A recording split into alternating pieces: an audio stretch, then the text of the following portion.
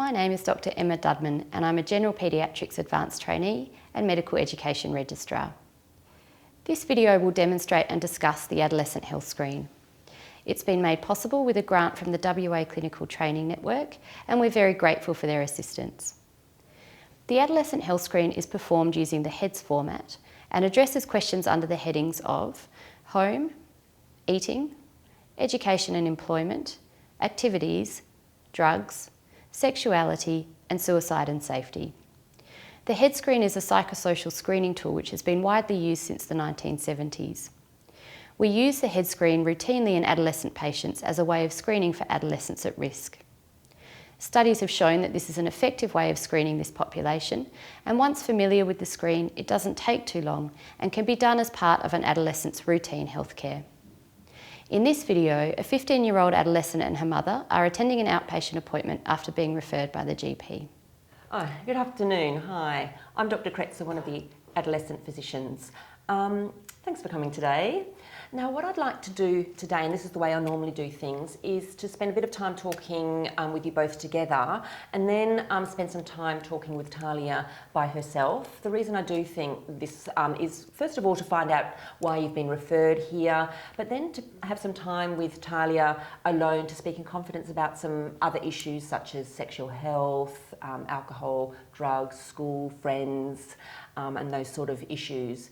Is that okay with you guys? Yeah, that's fine. Yeah, that's okay. Okay, so Talia, I believe you've been having some trouble with headaches. Yeah, can you tell me about that? It's important to introduce the structure of the consult at the beginning and emphasise that spending some time alone with adolescents is a routine part of all appointments. Confidentiality should also be discussed and permission given from the parent and the adolescent. You may wish to use a pro forma such as this one, or you can use a list of questions to help prompt you. So Talia, I'd like to spend the next 15 minutes talking to you about some issues that I talk about with every young person that I see. It would help me and also other hospital staff to sort of find out about lifestyle factors that may be affecting your health and anything else that we can help you with. Is that okay? Yeah. Look, you need to be feel confident that whatever I say, whatever you tell me will be in private. The only time I do need to tell somebody else is if you're hurting yourself or you're hurting somebody else, or if someone is hurting you, or if you're committing a crime. Yeah. Is that okay? Yeah. Okay. Right, so can you tell me who you live with at home? I live with my mum. Okay. Is there anybody else in the household? My dad lives at home, but he is away for work a lot, and Yeah. I also have a brother at home. Okay. And how do you get on with various family members?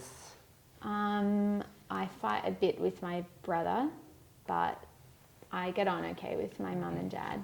Sure. Other questions that should be addressed in this section include: where do you live? Who do you go to if you need help with something? Have you ever thought about running away? Do you phone if you're going to be home late? It's also helpful to complete a genogram. Are you happy with your weight? Yeah, I think so. Yeah. Do you ever spend a lot of time thinking about your weight or what you eat? No, not really. No. Is anybody else worried about your weight or your eating habits? No, I eat pretty healthy food, so I don't think anyone would be worried. Yeah, sure. And how about school? Do you go to school? Yeah. Yeah, and what school do you go to? I go to Smith Street School. Okay, and what year are you in? I'm in year 10. Yeah, and do you like school or? No, not really. Not really. What subjects are you good at? I guess I'm good at maths and science, and I do okay at sport. Okay, great. And what about not so good at? I'm not very good at English. Okay. And a few others. Sure. And have your grades changed at all lately? Yeah, I used to get A's and B's last year, but this year I've been struggling a bit. And why do you think that is? I mean, the classes are a bit harder, and there's been some stuff going on at school that's been what sort of stressing stuff? me out. There's some girls at school that are just being a bit mean, and they've decided to pick on me a bit, and it's just been a bit hard. They send me text messages in class, and they post stuff on Facebook. And oh gosh, that sounds really difficult. yeah, it's been making it a bit not very fun to go to school. Other questions that should be addressed in this section include: how much school have you missed in the last 3 months? How do you get along with the teachers and other students? Do you have a plan for when you leave school? Have you got a job? Many young people experience bullying at school and at work. Is this something that you've experienced? And who do you go to if you need help with a problem? Who do you hang out with? I've got 2 really good friends. We hang out together a lot, but they don't go to my school, so we just see each other mostly on the weekends. Oh, okay. And do you do any other physical activities? I play sport at school, and in winter I play netball. Netball, okay. And what about other things in your spare time? What things do you like to do? Do you have any hobbies?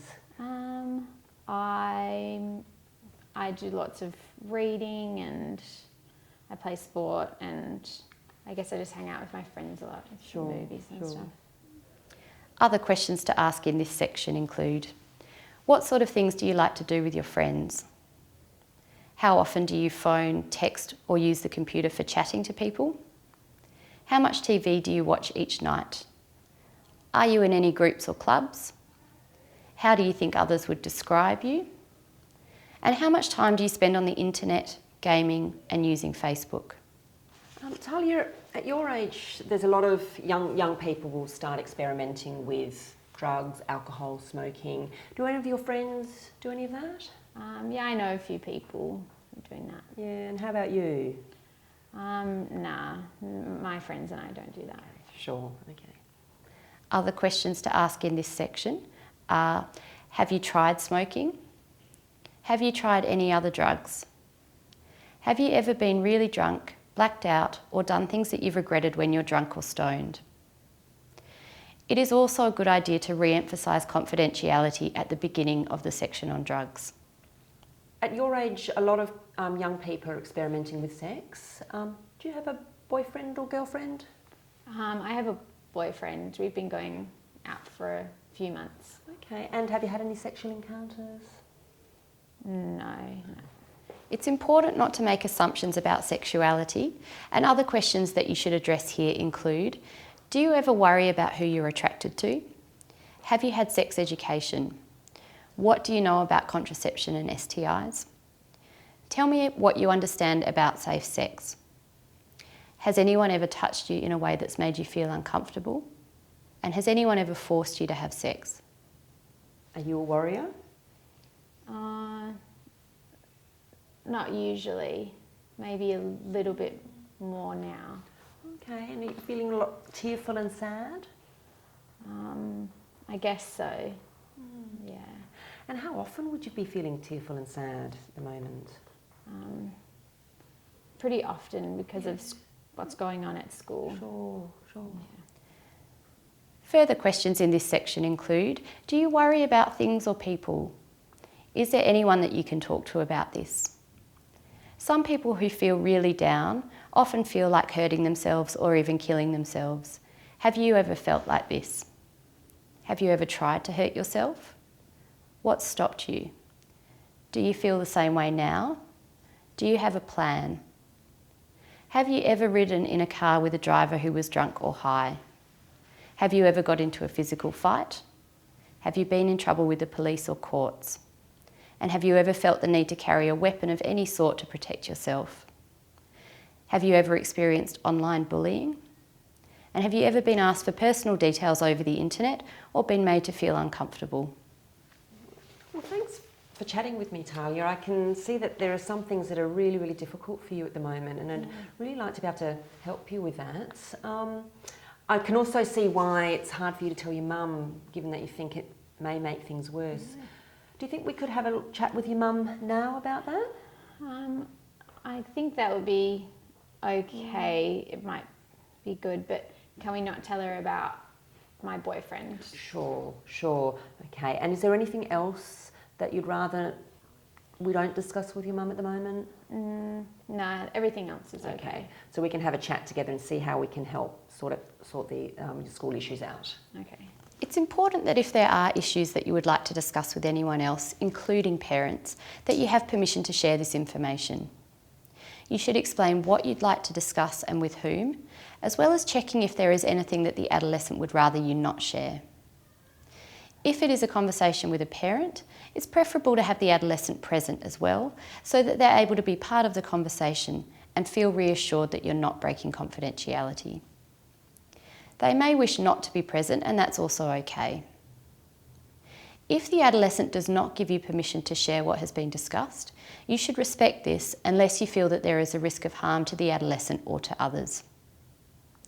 You should provide reassurance that the adolescent is welcome to discuss these issues with you again, and that if they would like your assistance in seeking further help or discussing things with their parents, that you're available to help them with this and happy to support them. There are many resources and organisations available depending on the specific issues that adolescent patients are facing. These will vary according to local services, but may include the Hospital School Liaison Service, a mental health care plan, family planning and sexual health services, and mental health care services tailored towards adolescents and young people. It's good practice to see adolescents alone during each of their healthcare visits, and to inquire about psychosocial risk factors regularly, given the high burden of morbidity that is associated with them. Thank you for watching this video, and I hope that it has been helpful in demonstrating an adolescent health screen.